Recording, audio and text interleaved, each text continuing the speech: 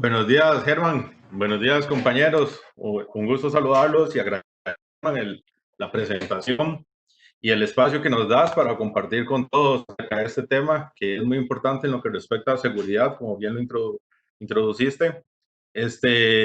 Vamos a ver hoy lo que es la primera parte de los 10 errores más comunes que se basan en un material ya creado por Easy Power. Está en una serie de videos a cargo del ingeniero de aplicaciones de Easy Power. Entonces, el día de hoy lo que queremos es tener una versión en español que resuma y toque estos mismos puntos y tenerlo a disposición, como bien dices, no solo para acá Costa Rica, sino para todos los ingenieros que puedan estar relacionados de alguna manera con lo que son instalaciones de energía eléctrica en edificaciones o también en redes de distribución, sistemas de media y alta tensión, ¿no? El día de hoy espero que se lleven una idea bastante clara de lo que vamos a ver. Tal vez la idea no es abarcar mucho contenido, sino que los puntos que toquemos sean claros y que les queden para ya sea su profesión o relaciones en sus industrias o empresas, ¿no? Entonces, sin más, voy a proceder a compartir el contenido y voy a estar interactuando también con el programa. Entonces, ahí vamos a estar haciendo unos cambios de pantalla. Entonces, para si iniciamos, el día de hoy quiero compartir con ustedes, como dijo Germán, lo que son 10 errores. Hoy vamos a ver la primera parte, que son los errores del 1 al 5, que usualmente se cae cuando empezamos con lo que son hacer estudios de seguridad de arco eléctrico en nuestras edificaciones. Mi nombre es Manuel Cerdas, como indica don Germán, yo soy gerente de la empresa Corgia Gestión e Ingeniería Alternativa, y dentro de nuestras funciones está lo que son las ventas de licencia del software Easy Power y de XGS Lab, y lo que es la parte del soporte técnico y los entrenamientos regionales.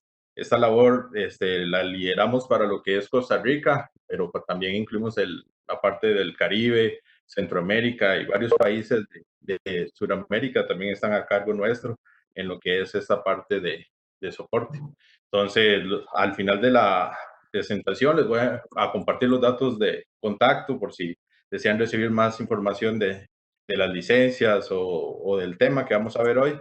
Con todo gusto soy para servirles. Vamos a iniciar, como les dije, con la primera parte, que son los errores 1 al 5, y lo que vamos a hacer es que vamos a ir con calma para tratar de ejemplificarlos con el programa, para que quede claro en qué consiste cada uno de los errores. El error número 1 que se tiene es la paradoja del arco eléctrico. ¿Qué quiere decir con esto? Es el concepto de no entender realmente el fenómeno del arco eléctrico, qué deberíamos esperar, qué niveles de energía, de qué dependen esos niveles de energía. ¿Okay? El segundo, aquí se los voy a mencionar muy brevemente. El segundo tiene que ver con la prisa. Cuando empezamos con las labores de levantamiento eléctrico para generar diagramas unifilares, solemos hacerlo de una manera impulsiva y rápida y sin tener muy claro qué es lo que debería realmente importarnos en esta etapa. Entonces es muy habitual recaer en lo que es volver a ir al sitio una y otra vez porque siempre aparecen faltando datos. El tercer error que les voy a comentar el día de hoy tiene que ver con el hecho de, en los estudios, definir los que son los buses, las barras, todos por igual. Considerar que los buses no son como un elemento importante a analizar. El cuarto error en el que se cae mucho es el considerar que suponer que la utility es una fuente de falla infinita nos va a generar el peor escenario para lo que son nuestros estudios de seguridad de arco eléctrico. Como vamos a ver, esto no es del todo cierto, ¿verdad? Y es un error en el que se suele caer. Y el quinto error que vamos a mencionar el día de hoy tiene que ver con que los sistemas a 240 voltios o menor o de poca potencia también, con transformadores menores a 125 kVA, pueden ignorarse. Entonces hoy vamos a ver si es del todo así, si se pueden ignorar o no, si deberían no considerarse dentro del estudio. Entonces aquí básicamente esto que les acaba de decir va a ser lo que vamos a hablar hoy muy brevemente. Entonces la idea es que les queden claro por qué cada uno de estos es un error y también, digamos, cualquier comentario, discusión o consulta, con todo gusto podemos ampliarlo al final, ¿no? Al final voy a volverles a representar esto como un resumen para que quede claro lo que hemos visto el día de hoy. Entonces, el primer error, como les comenté, es la paradoja del arco eléctrico. Quiere decir que dentro de un mismo sistema se pueden tener buses que tienen una corriente de falla mayor que otros buses y sobre los cuales se puede tener una mayor energía de arco eléctrico. Y al mismo tiempo, sobre el mismo sistema también podemos tener otros buses que tienen una corriente de falla menor que otros y en los mismos podemos tener cálculos con una energía incidente mayor.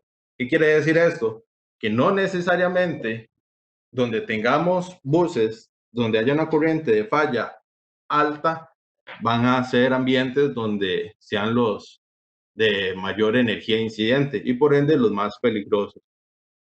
Esto no se comporta así y tampoco es que donde la corriente es menor siempre va a ser mayor tampoco. Pueden haber escenarios donde la corriente de falla sea mayor o menor que un valor y las energías sean mayor o menor sin importar. Depende, pero no es solo depende de la corriente de falla. Todo depende del tiempo que se dure en apagar el arco. El tiempo lo es todo en un arco eléctrico. Vamos a ver efectivamente que la energía total que se refleja depende de la corriente de falla y del tiempo de apertura o de liberación de la falla de arco. El total de energía como un I cuadrado T es dependiente de estas dos magnitudes. Por eso es que una corriente pequeña, si dura mucho en librarse, en aperturar, puede dar una situación de un ambiente con una energía incidente mayor. Por ejemplo, aquí les muestro una captura en el programa donde vemos una sección de una subestación. Esta es una parte del ejemplo que estuvimos analizando en los webinars anteriores. Estuvimos ejemplificando diferentes escenarios y cómo los resultados dependían del escenario de operación de una planta. Acá, por ejemplo, se puede ver una situación interesante que nos refleja esto mismo que estamos comentando. En el bus que está arriba del switchgear B, se ve una corriente de falla de cortocircuito simétrica de 40.8 kiloamperios. Por ejemplo, en el MCCB2, que es un centro de control de motores, vemos una corriente de falla simétrica de 22.6 kiloamperios.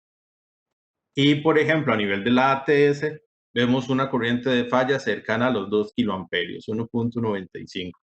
Entonces, podemos ver que el bus superior es el que tiene la mayor corriente de falla, el centro de control de motores una corriente de falla intermedia y la ATS la que tiene la menor corriente de falla.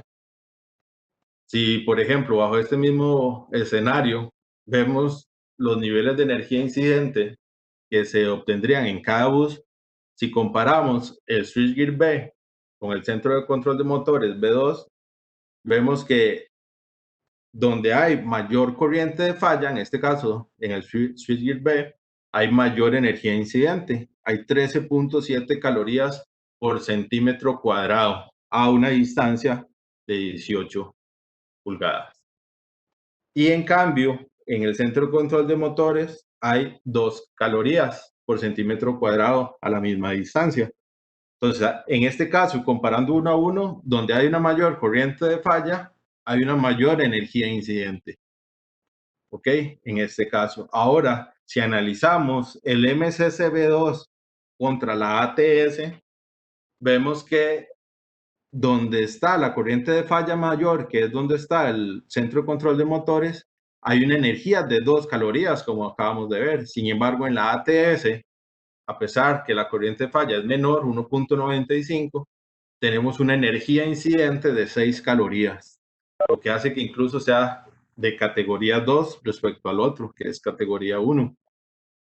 Y en niveles de energía es 3 veces más energía incidente, 6 versus 2 calorías por centímetro cuadrado.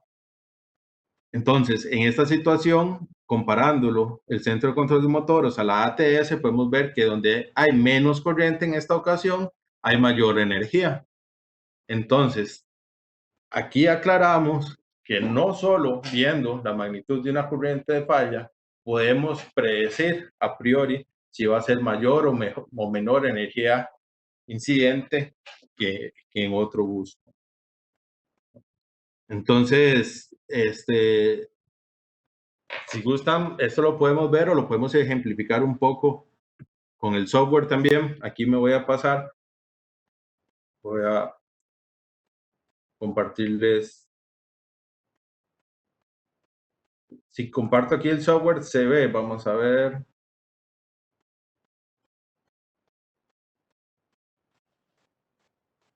Sí, Ahí se logra ver. Sí, estamos viendo el software. Excelente.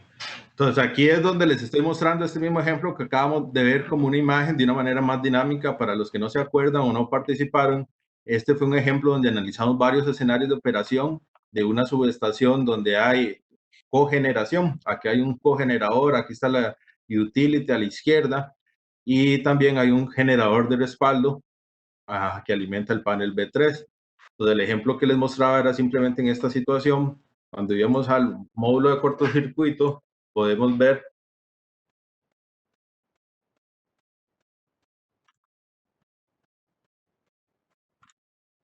okay, bajo este escenario operativo, estamos viendo que la corriente de fallos son los que les indiqué, 40, 22 y 1.95.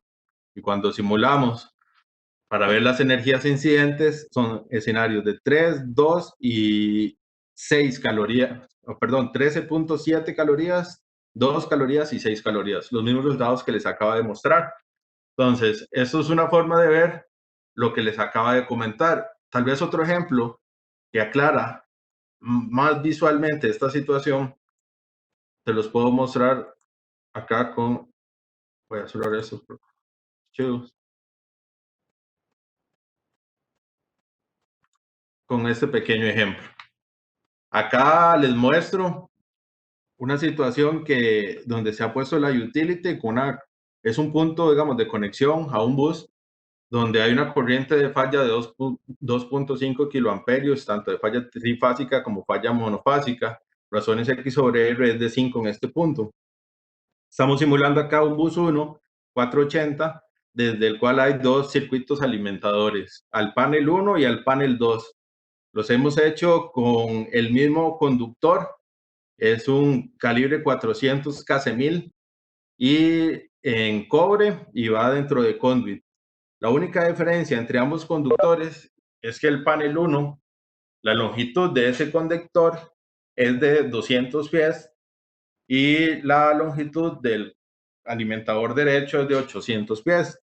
Entonces, es 4 veces más largo, sea porque está en otro cuarto, otro lado de la planta, etcétera. Y les hemos puesto la misma protección. En este caso, son breakers de caja moldeada del fabricante General Electric, tipo Spectra y estilo SGL. Él aquí nos dice que es de marco de 600.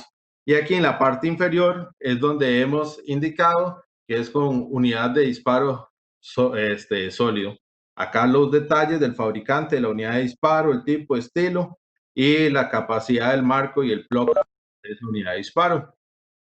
Estas especificaciones están definidas en estas tres pestañas es donde definimos las especificaciones más importantes para poder obtener un análisis y que la protección sea considerada dentro del estudio. La primera, relativa al modelo del dispositivo. En la segunda, llamamos a la capacidad interruptiva de ese elemento desde la librería. Y en la parte del face strip es donde realizamos lo que son los ajustes de la protección. Esto ya se hace en una etapa de diseño previa o se puede hacer mediante levantamiento, o sea, se va al sitio y se analiza cuáles son los ajustes y se ingresan. Acá como está, como les muestro, aquí se tiene el long time pickup, el on time delay, el short time pickup, todo ya ajustado, indicado. Tanto la 1 como la 2 son exactamente iguales, los mismos valores de ajuste. Entonces, tenemos la misma protección con los mismos ajustes, protegiendo un circuito alimentador que es el mismo calibre de conductor y viaja en la misma canalización. La única diferencia es la longitud de ese conductor. Entonces, podemos llamar al pensamiento, digamos, lógico, y si pensáramos y viéramos los cables como lo que son impedancias, podemos estimar fácilmente que el lado izquierdo, que es donde hay menos longitud, es donde habrá menos impedancia y por ende es donde habrá mayor corriente de cortocircuito. ¿Lo ven? 2.31 versus 1.89 kiloamperios. Sin embargo, como les decía, viendo esto, ustedes pueden asegurar en cuál lugar va a haber mayor energía incidente en caso de una falla de arco eléctrico. Viendo el panel 1 y el panel 2, podrán usar la misma categoría de PPE para hacer mantenimiento tanto en uno como en otro. Si lo único que cambia es la longitud del circuito alimentador. Entonces, realmente ya con lo que vimos, el ejemplo anterior, sabemos que no podemos predecir que a mayor corriente de falla va a haber mayor o menor energía, sino que hay que analizarlo. Para eso es que uno aplica el estándar, el cálculo y obtiene valores de corrientes de arqueo con las cuales calcula energías incidentes y las compara. Entonces, en este caso, vean, por ejemplo, cuando yo hago una corrida de arc flash, ok,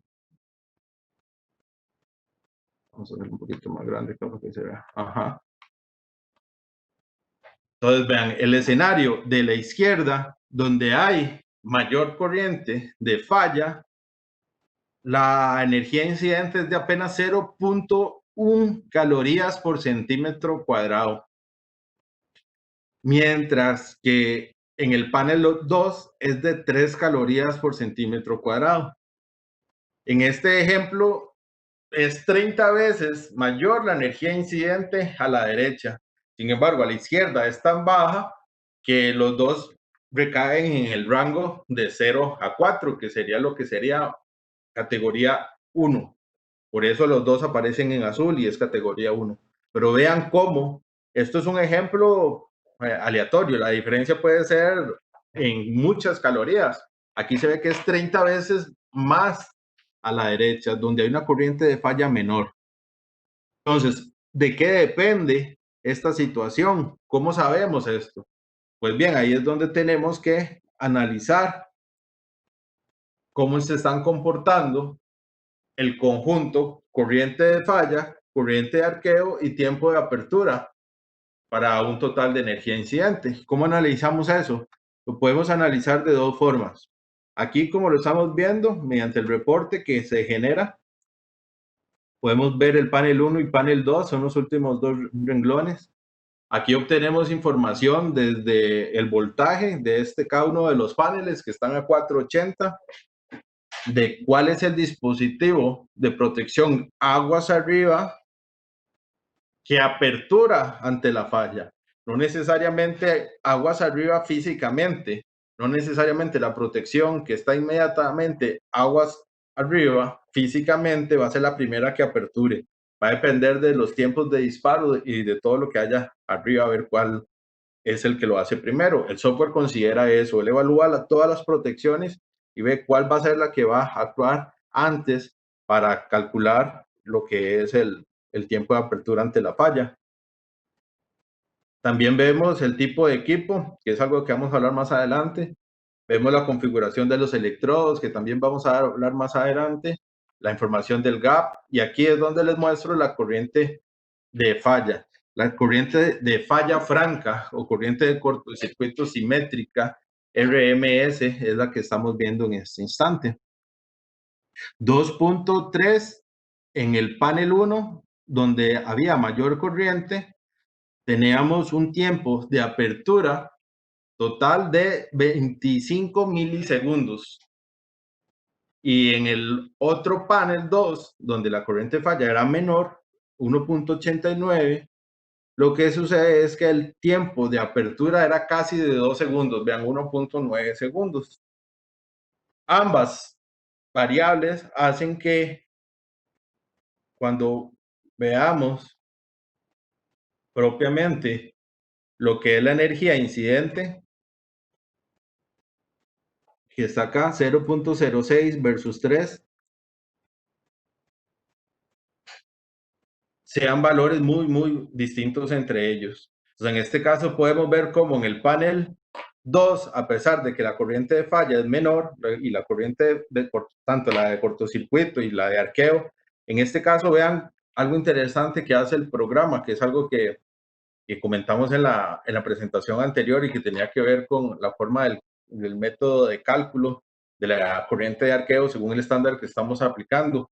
Cuando aplicábamos el estándar IEEE 1584 en la versión 2002, él nos pide calcular la energía incidente utilizando la corriente de arqueo al 100% y nos puede hacer un segundo cálculo de la energía incidente utilizando una corriente de arqueo igual al 85% de la corriente de arqueo. Entonces, en ambos cálculos usaron la corriente al 100% y al 85%.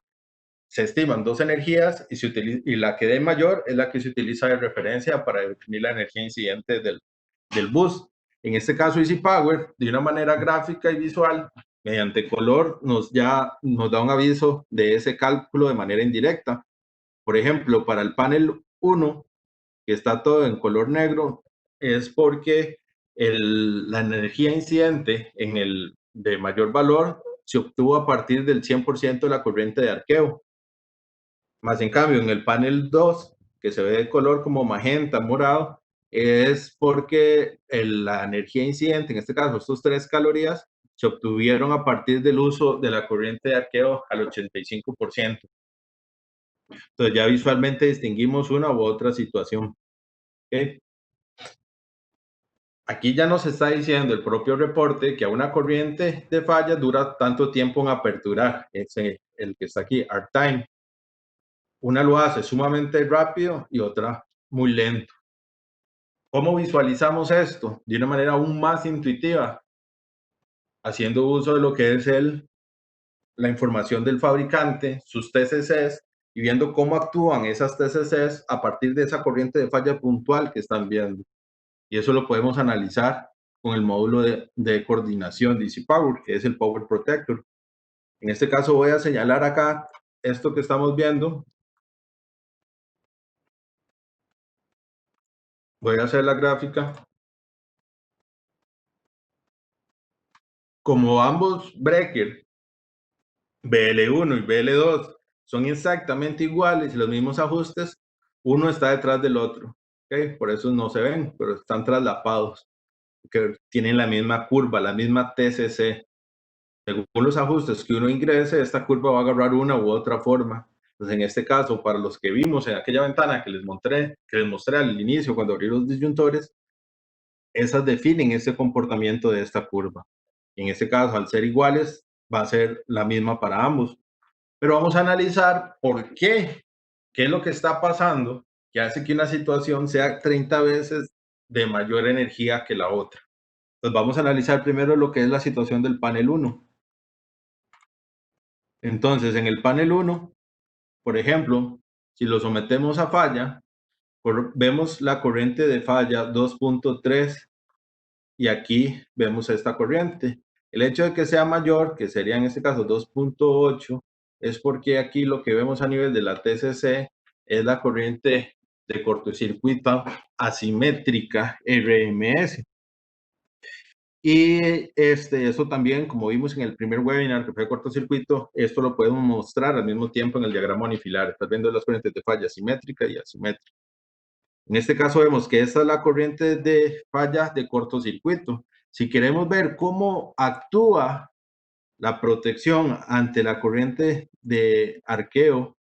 Le damos aquí clic derecho, ingresar la corriente de arqueo y vemos que se nos sitúa aquí un triángulo. Este triángulo representa la corriente de arqueo que está viendo esa protección en ese momento de la falla y sobre la cual él va a aperturar.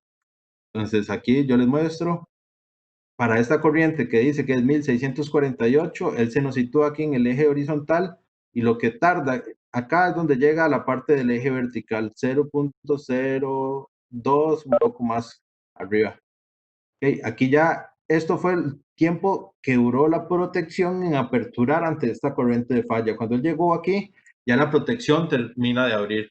¿Qué quiere decir esto? Que aquí en este momento, desde abajo, en cualquier momento de estos, empezó el desenganche de la protección, pero hasta este momento, en este punto de arriba, es donde tenemos certeza que ya la protección abrió. Eso fue lo que tardó en abrir.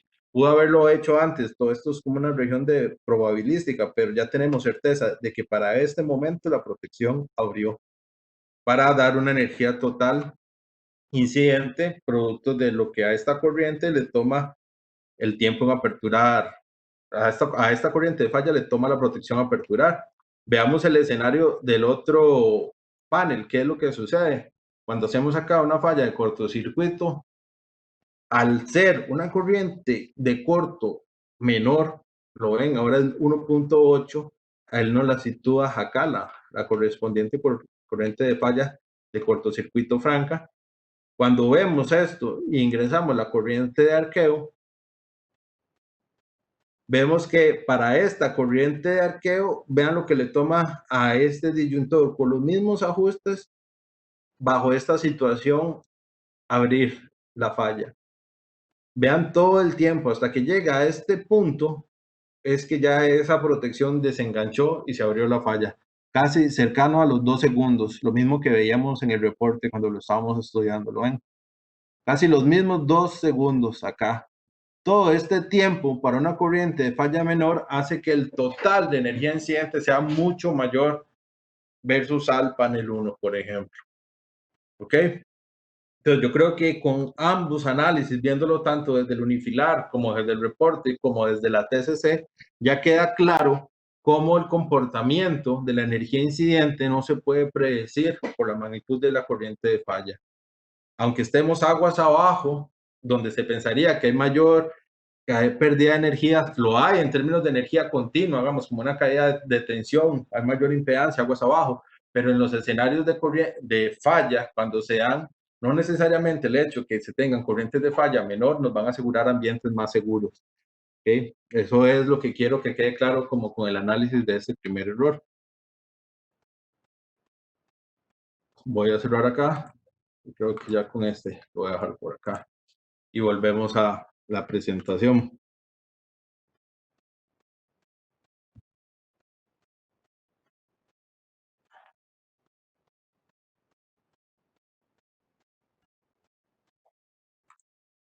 Me avisan si no se ve, continúo yo normal.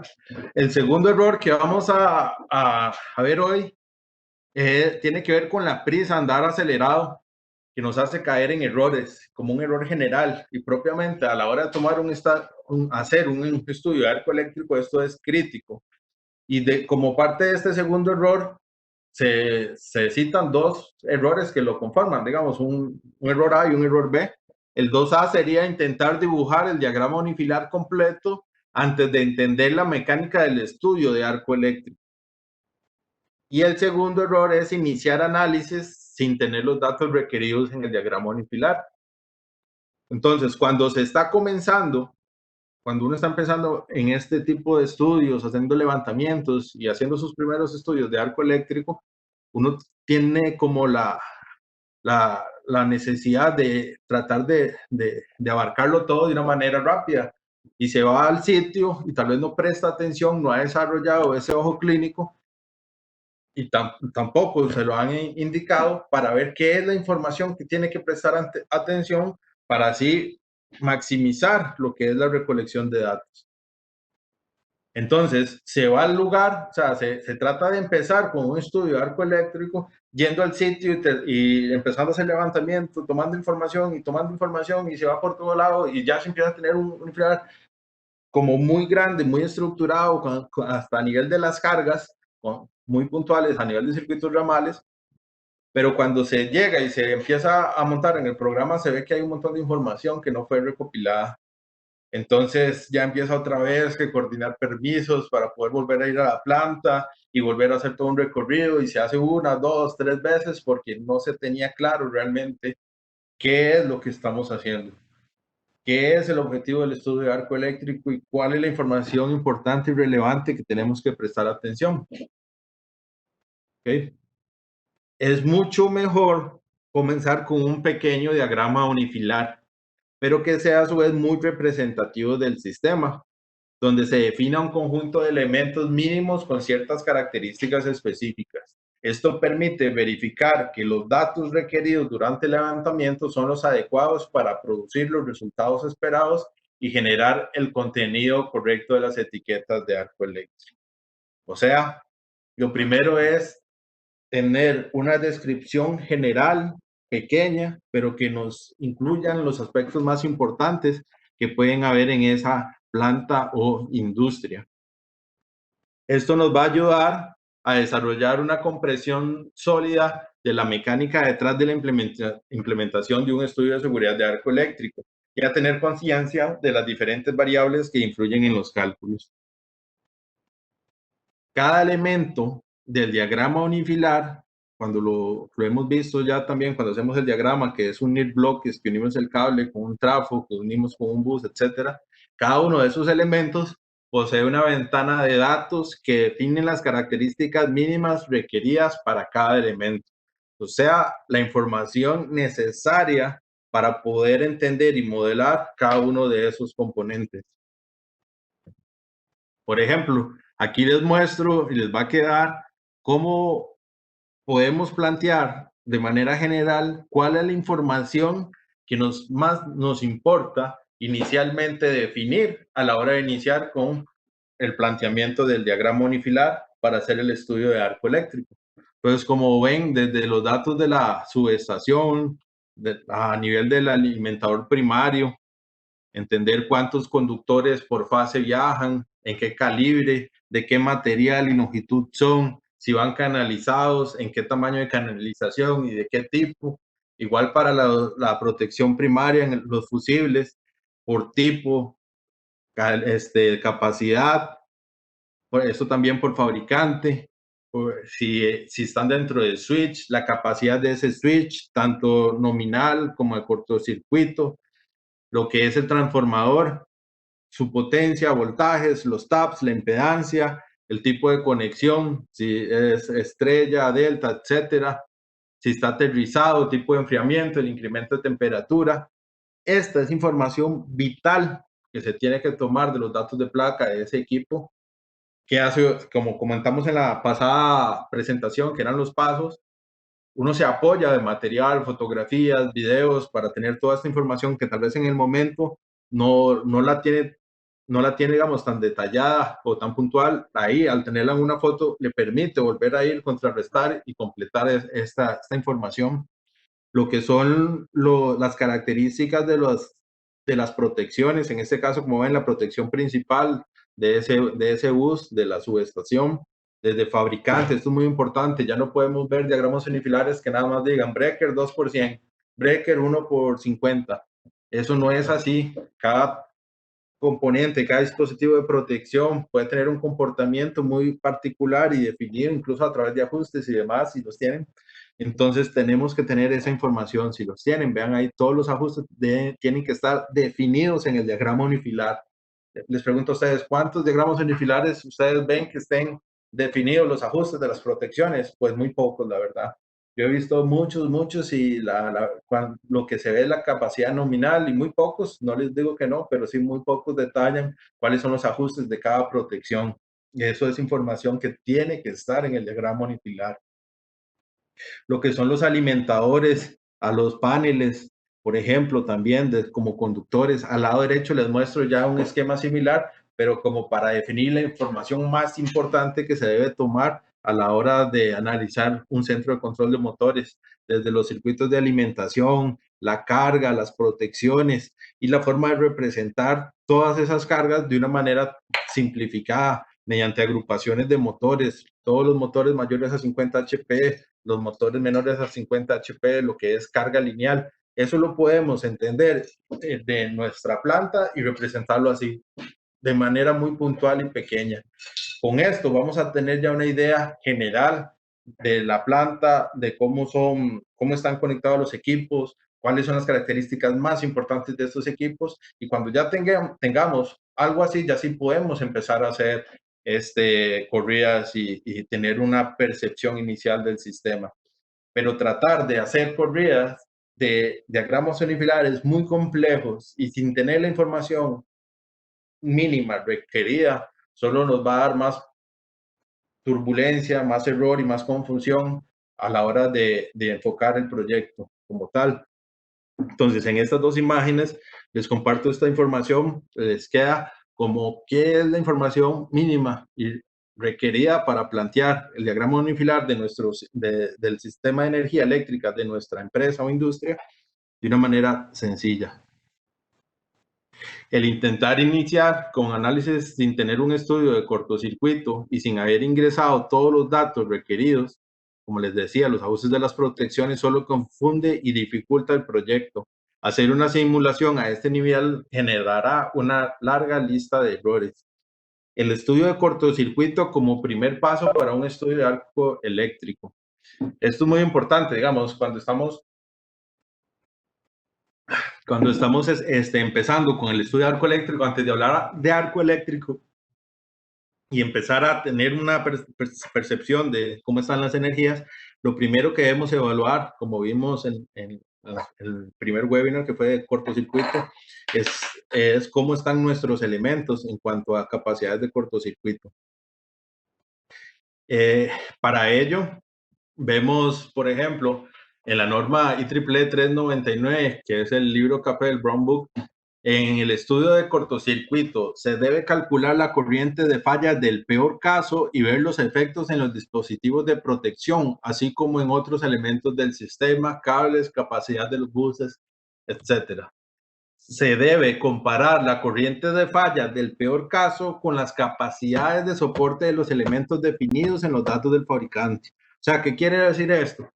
Que si no analizamos el cortocircuito y no determinamos, por ejemplo, que hay protecciones que ni siquiera tienen la capacidad de cortocircuito para llevar la falla, nada hacemos calculando ahí energías incidentes, porque ni siquiera ese dispositivo va a funcionar, va a explotar. Lo primero va a ser garantizar que el dispositivo se va a mantener de manera íntegra ante una falla de cortocircuito, y eso lo vamos a analizar en un primer estudio de cortocircuito.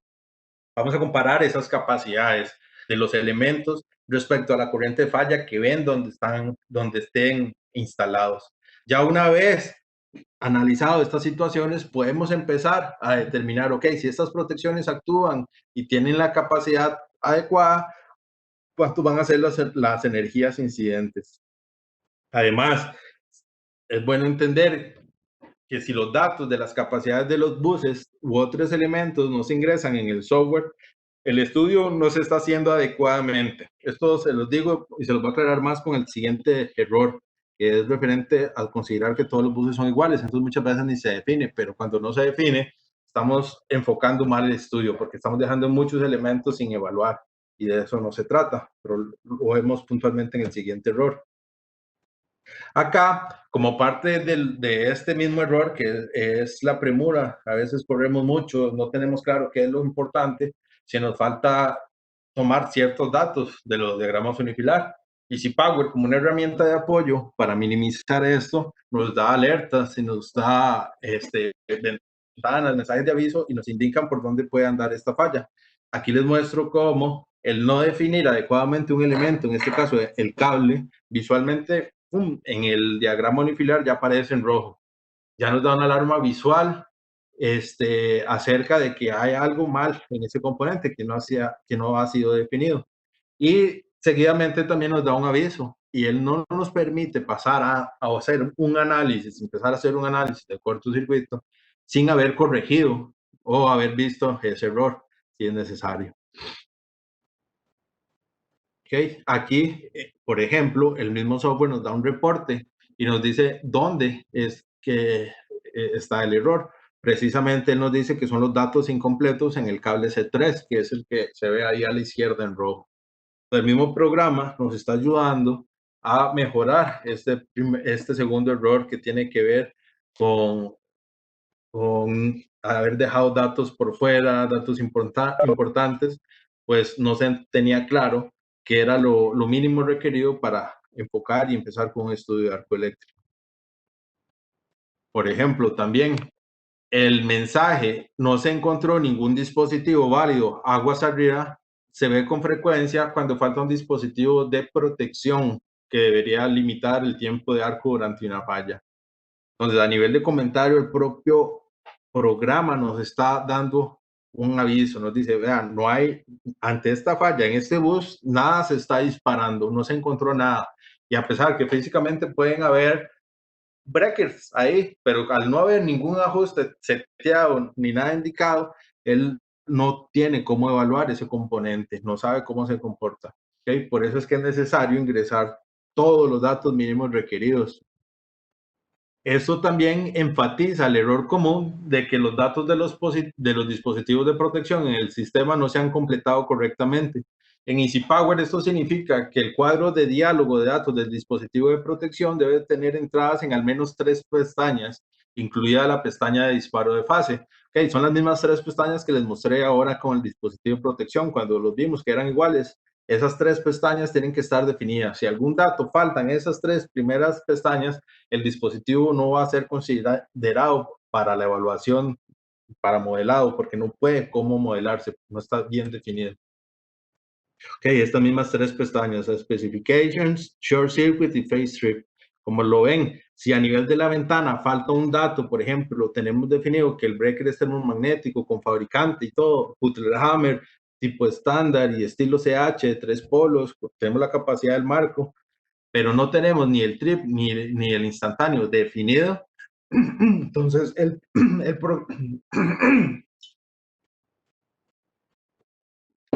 entonces el programa nos indica con una alerta visual, que en este caso un signo de exclamación rojo, que ahí hay datos incompletos, faltantes, para poder generar nuestro diagrama unifilar y empezar a hacer estudios. Entonces, es como una herramienta de apoyo. ¿Okay? Tal vez antes de pasar al 2 les voy a mostrar en el software. Vamos a ver cómo se muestra esto. Voy a activar así muy brevemente, por ejemplo, esta sección del unifilar que la tengo desactivada. Le doy activar desde el home.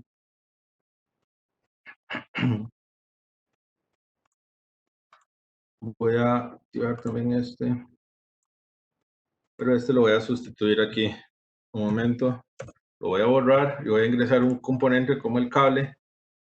Y nada más lo puse, pero no definí nada. Digamos, no saqué el rato para entrar a la ventana y llenar los datos. Intenté pasar al estudio de cortocircuito y aquí es donde él me da este aviso que les mostraba. Nos dice que hay un error y él aquí nos comenta por dónde va el error, que tiene que ver con los datos incompletos. Entonces, ya sabiendo que ese es el error, vamos al componente, damos doble clic y vemos que efectivamente tienen que haber definidas impedancias para el conductor y esto no puede ser definido si no está definida una longitud para ese conductor. Aquí le definimos como una distancia de 10 pies, mantenemos todas las características que vaya en un conduit de acero, le damos calcular y aquí ya obtenemos una impedancia asociada al cable. Y ahora sí, podemos ir al módulo de cortocircuito y hacer una corrida de cortocircuito, por ejemplo. Okay. Entonces, básicamente, eso es ejemplificar en lo que podemos caer con error número 2, ya sea por prisa, por desconocimiento, falta de experiencia. Cuando inicien o a los que ya han hecho estudios de arco eléctrico saben que los primeros muchas veces requiere caer 1, 2, 3 veces en el lugar porque se nota que a la hora de estar ingresando la información, que hubo información que no se tomó. Entonces, la idea es invertir más tiempo en la planeación, entender la mecánica del estudio antes de ir al sitio y empezar a recolectar información que después no se sabe ni cómo acomodar. ¿Okay?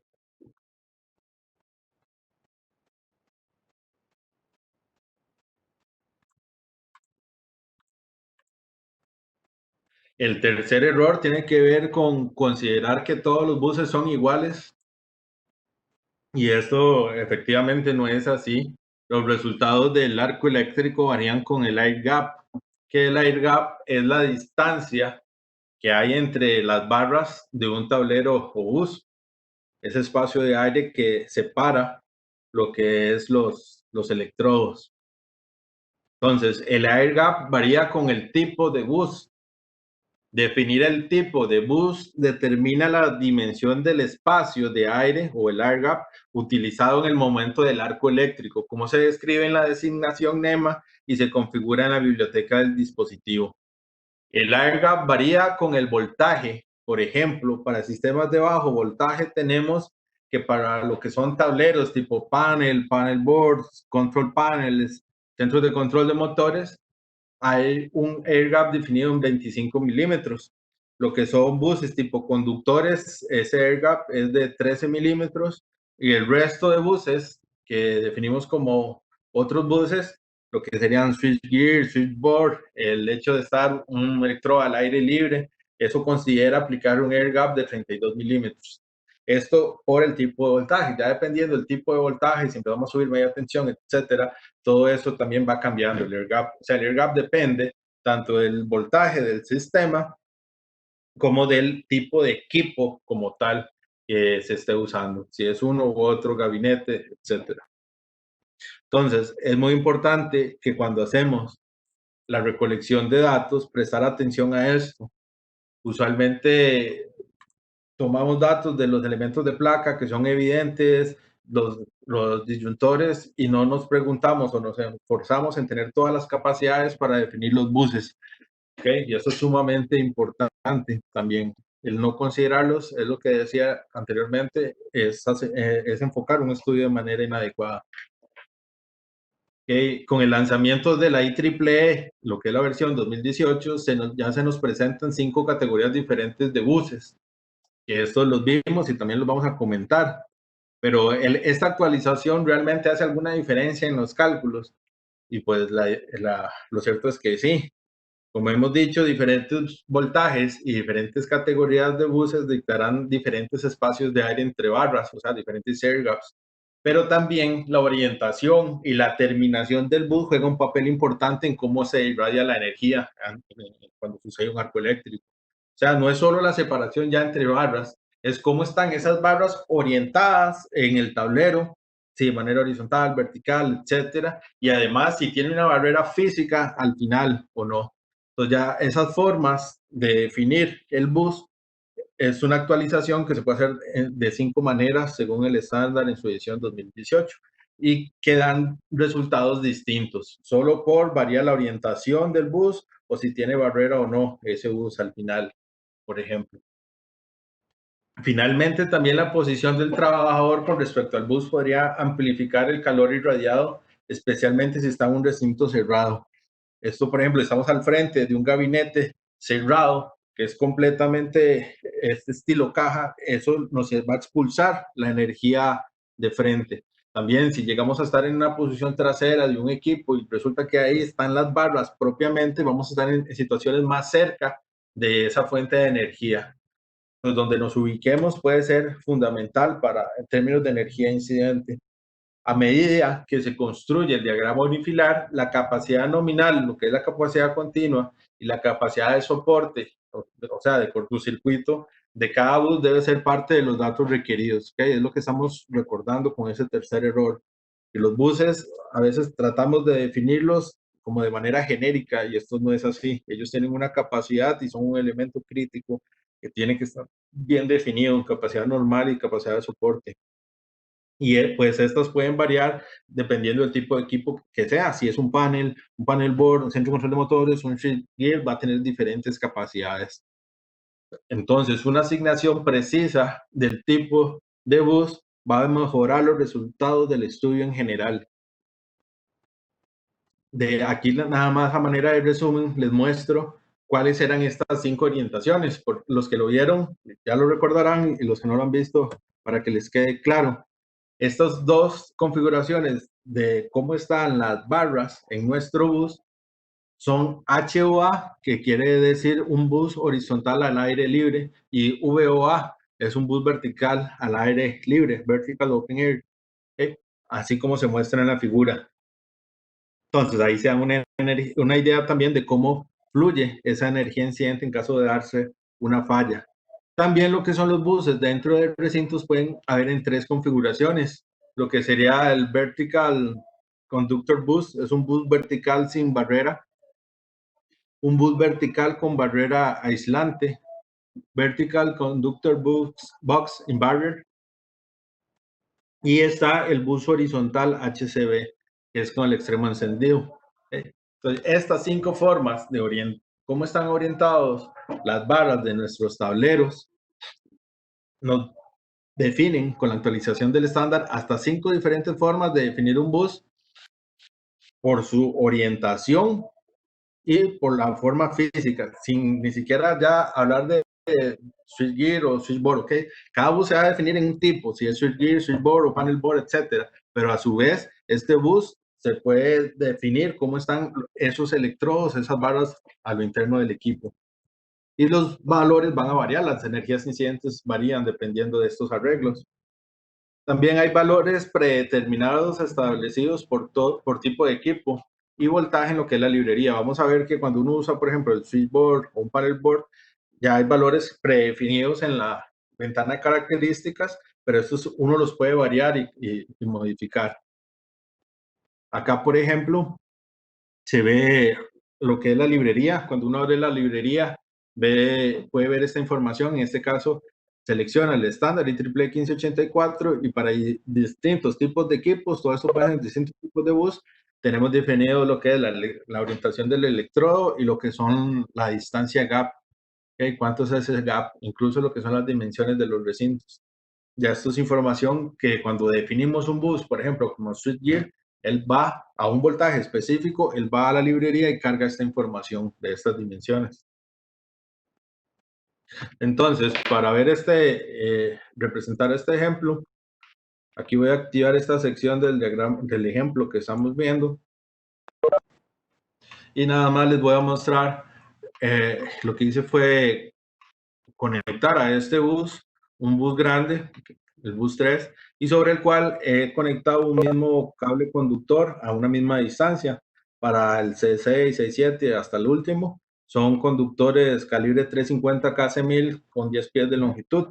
En cada uno de los buses de abajo he definido una distinta manera de bus, como para que ustedes vean cómo los cálculos de energía incidente para cada bus puede variar, incluso obteniendo una misma corriente de falla de cortocircuito.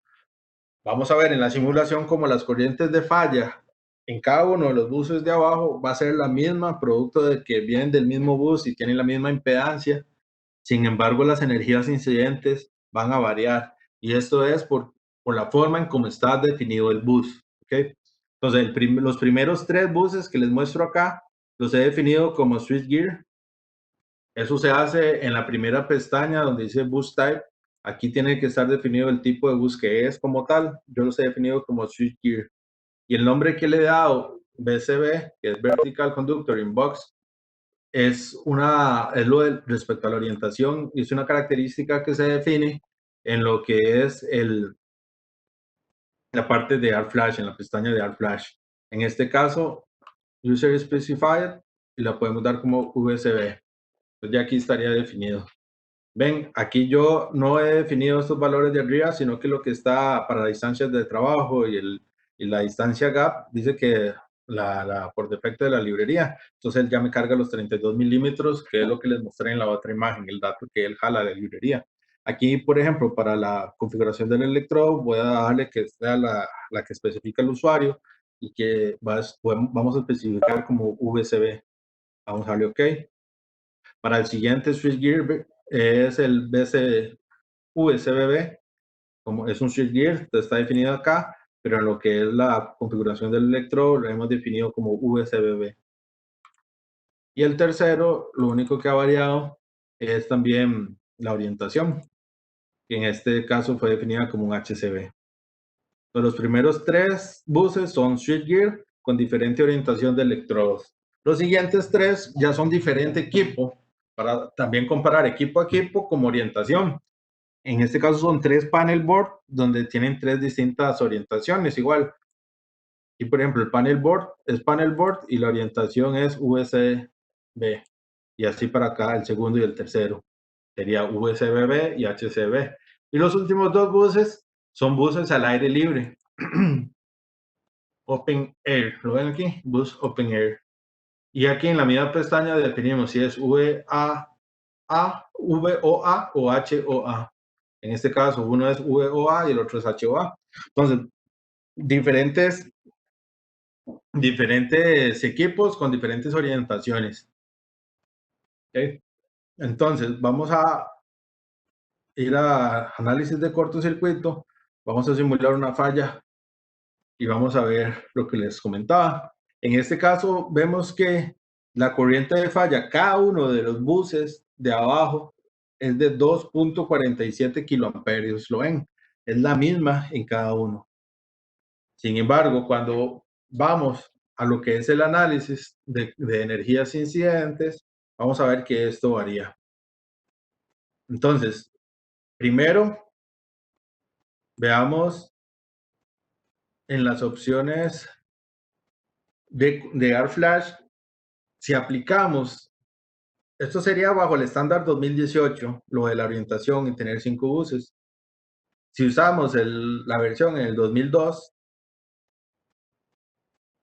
todos los resultados, digamos, de energías incidentes se van a basar en este estándar, en el 2002. En el estándar 2002, como lo ven, por ejemplo, para el switchgear, no importa la orientación, son las mismas energías incidentes, igual para el panel board entre sí, igual si el dispositivo está al aire. ¿Lo ven? Él no diferencia lo que definimos, que si era USB-B, si era USB, sino que todos los resultados son iguales, porque en ese entonces no estaba definido así. Cuando aplicamos la opción de utilizar el estándar en su versión 2018, ¿okay? Podemos ver que ya ahora sí tenemos diferencias. Por ejemplo, para un mismo equipo que es un switchgear, vemos como el que tenga las barras orientadas en forma USB nos genera una energía incidente a 18 pulgadas de 7.7 calorías. Y el mismo switchgear, pero con la orientación también USB, pero con frontera, o sea, barrier, que puede ser un disyuntor, un breaker de caja moldeada, por ejemplo, ya la energía es de 8.9 calorías. Para el mismo equipo, pero con el bus orientado de manera horizontal, vean la energía incidente, vean qué importante. ¿Se acuerdan las imágenes que vimos? Cómo se veía como la bola de fuego de energía. Vean que en la configuración horizontal del bus casi que nos duplica esa energía incidente hacia el operario, hacia el trabajador, si llegamos a tener esta situación. Y ahora veamos la parte de los panel board.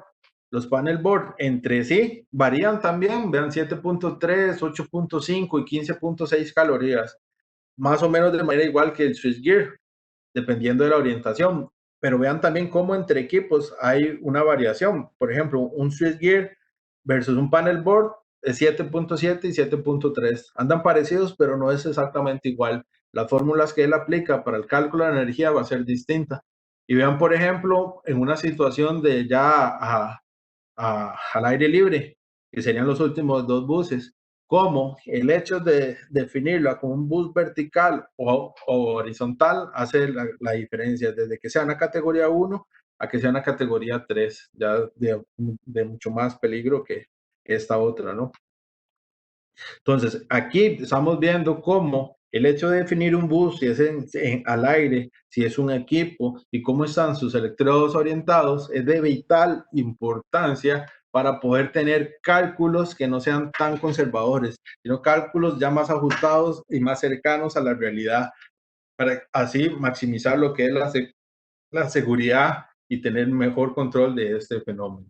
Entonces, creo que con esto se ha podido aclarar un poco dónde es que está la problemática del tercer error, que tiene que ver con generar, considerar los buses como genéricos y no definirlos y no prestarles tanta atención.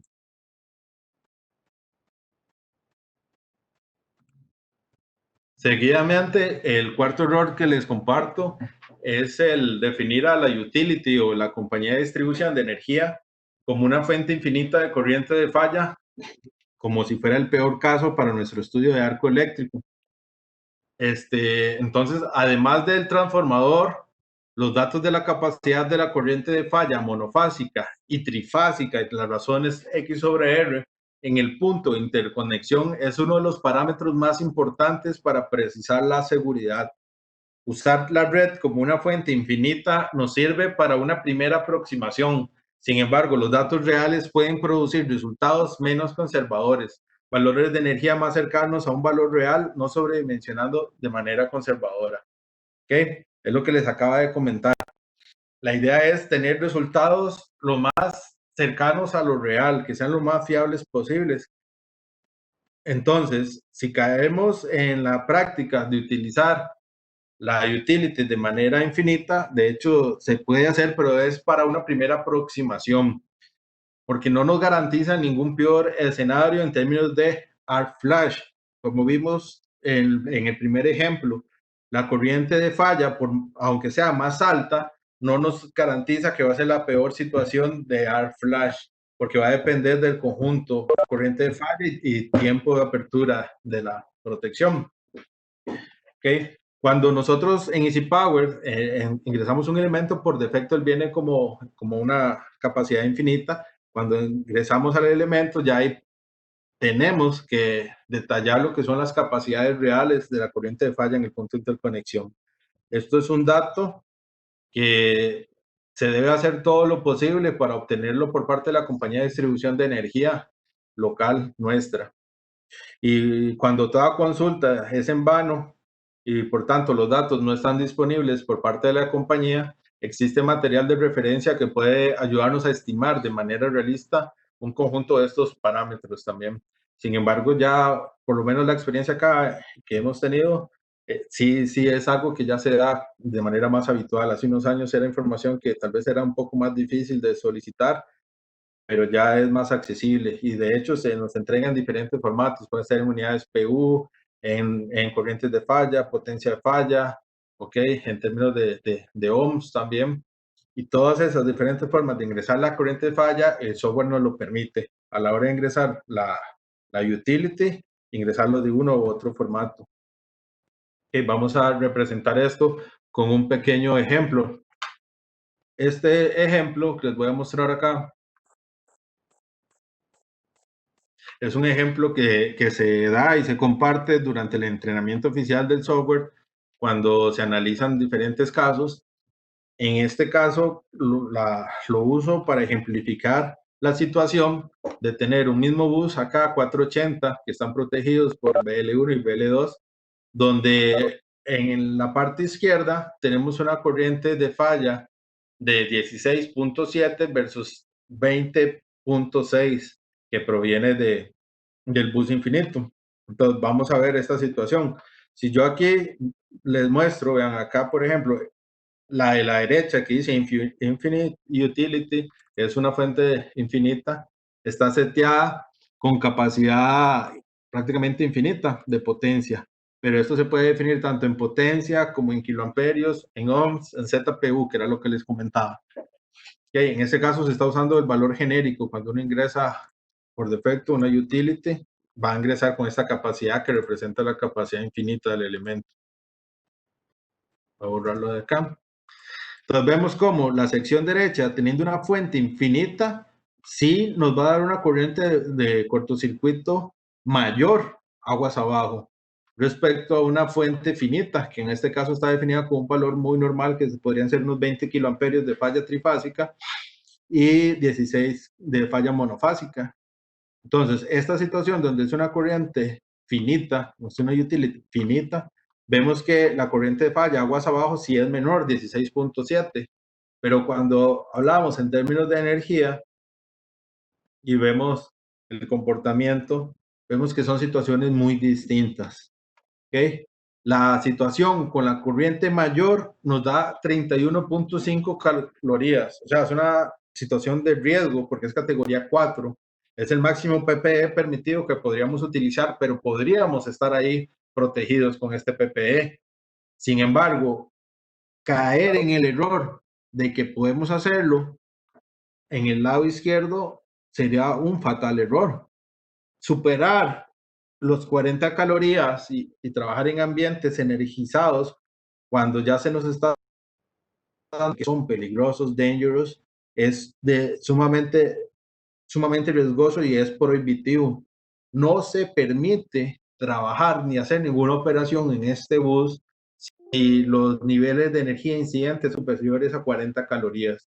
Y vean cómo una situación donde hemos definido la red como infinita nos daba que no, que sí podíamos trabajar. Y cuando la definimos de manera finita, con valores reales, nos da una situación que es sumamente peligrosa. O sea, si alguien hace ahí un trabajo y por A o B se le cayó una herramienta y generó un arco y se da esta explosión, ese operario no va a estar protegido. Así tenga su PPE categoría 4, eso no le garantiza absolutamente nada. El usar un PPE adecuadamente dentro de los valores, aún así nos permite que se haya un pequeño daño a nivel de piel. No es que uno sale como riéndose, como si nada hubiera pasado y que puede volver a probar una falla a ver cómo le va. No, o sea, hay un daño, pero el cual no llega a ser grave. Eso es lo que nos garantiza usar el PPE adecuado, pero ya cuando lo usamos por encima, ya no hay garantía de eso. Y el plasma es plasma propiamente, o sea, evaporiza todo lo que está a su alrededor cuando es de mayor energía. Entonces, mucho cuidado a esta situación. Estudios de arco eléctrico que se basen en los estudios en definir corrientes infinitas eh, no van a ser precisos. Estén atentos. Sí nos puede dar una primera idea y puede ser como un escenario de análisis de nuestra planta, pero no se debe utilizar como parámetro para definir el peor escenario de las peores energías incidentes que vamos a tener a lo interno de nuestro edificio.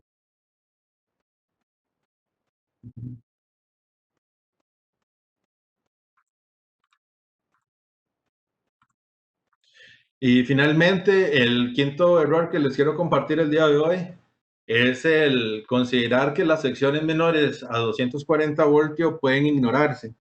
Esto es conocido como la excepción de bajo voltaje y en la primera edición, en 2002, decía algo como que los buses a 240 o menores alimentados por un transformador de 125 kVA o menor pueden ser ignorados. Entonces, esto hizo como que efectivamente muchas personas del todo lo sacaran, ni siquiera cuando ya veían que era un transformador de estas, ya ni tomaban los datos, ni el equipo, ni aguas abajo de los elementos, porque se valían en esta excepción, dando a entender que al ser fuentes tal vez de poca potencia y a bajo voltaje, no iban a generar situaciones de riesgo. Pero lo cierto es que ya esta indicación no está en la edición reciente de la NFPA 70E y probablemente no pertenecía ahí.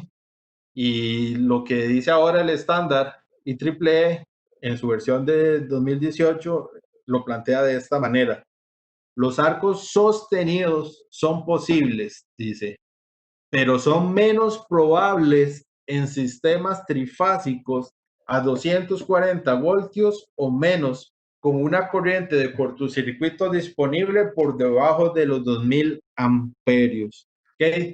Tenemos que entender esto y prestar atención. No nos está diciendo que no analicemos los sistemas a menores de 240 o menos y, y, y que lo saquemos de nuestro estudio. No, nos está diciendo que el hecho de que se mantenga el arco sostenido, la situación de falla, es menos probable, pero son posibles. No es que es imposible, son posibles y suceden. Y podemos tener ambientes con poca potencia donde se generen energías incidentes que si se mantiene el arco pueden ser situaciones de riesgo y riesgo que requiere PPE. Entonces, entendamos bien esta indicación y lo vamos a ver también con un pequeño ejemplo, que es este que les muestro aquí. Aquí he planteado, digamos, en el diagrama unifilar, una conexión, digamos, con un punto de conexión a 10 kiloamperios, a una utility con una corriente de falla de 10 kiloamperios de capacidad de cortocircuito trifásica, alimentado por un calibre 4 ceros, un panel a 480, y al interno de ese panel se está alimentando un transformador seco 480 a 208. De este transformador se está alimentando un pequeño tablero de bajo voltaje a 208 y desde el cual tenemos un circuito alimentador a un panel que ya tiene una cierta cantidad de cargas, que en este caso dice que son 16.8 kVA de carga instalada en ese panel. Entonces veamos la situación. Es un transformador de poca potencia, es 75 kVA y es un voltaje inferior al 240, es 208 voltios. Y bajo esta situación, si hacemos una simulación, podemos ver que a nivel del tablero de bajo voltaje hay una corriente de falla de cortocircuito de 3.3 kiloamperios y al panel 1 abajo le llega una corriente de 1.97 kiloamperios, inferior a los 2000 amperios. Sin embargo, si hacemos el cálculo de la energía incidente, vemos que vamos a tener situaciones de riesgo, tanto en el tablero de bajo voltaje como en el panel 1. Desde los 11 calorías, 7.9 calorías, donde se requiere PPE, ¿ok? En caso de que se trabaje. Porque si se da al arco, que es posible, esa persona puede sufrir daño, quemaduras, ¿ok? Y ya una quemadura a estos niveles ya está superando lo que es el rango de la quemadura de segundo grado, ¿ok? Entonces, no es del todo así como justificante no incluir estas secciones porque había una excepción. En la actualización ya se aclara este concepto y da la probabilidad de que esto puede suceder. Entonces, por ende, tenemos que prestarle atención y considerarlo de manera correcta. Aquí finalmente les resumo lo que acabamos de ver el día de hoy. La paradoja del arco eléctrico fue el primero que vimos. ¿Se acuerdan? El comportamiento de la energía no solo depende de la corriente, sino del dúo corriente y tiempo de apertura. El segundo error fue la prisa, sobre todo cuando se carece de experiencia o entendimiento real de la mecánica detrás de un estudio de arco eléctrico. Planificar mejor, entender qué es lo que se va a salir y cuáles son los datos mínimos requeridos. Hacer un borrador primero va a ayudarnos con esto. El tercero sería considerar los buses como iguales. Ya vimos la importancia en la actualización del estándar de entender los buses, su forma, cómo están orientados los buses, etcétera, para obtener cálculos más precisos. El pensar que la situación como cuarto error, que la utility infinita va a ser nuestro peor caso, eso sirve para capacidad interruptiva de cortocircuito, pero no nos asegura la situación de peor caso en términos de energía incidente. Mucho cuidado con esto. Y por último, el que acabamos de ver, sistemas menores a 240 no es que puedan ignorarse. Es menos probable, pero el riesgo existe. Entonces, tengamos cuidado con ello. Acá les comparto las principales referencias. También los invito a todos a que ingresen al sitio web de Easy Power, como al de nuestra empresa Corgia, donde encontrarán más material, videos que respalda esta temática. Y aquí les comparto mis datos de contacto. Si gustan, pueden contactarnos a través de teléfono, correo o la página web para recibir más información del software o del tema como tal. La idea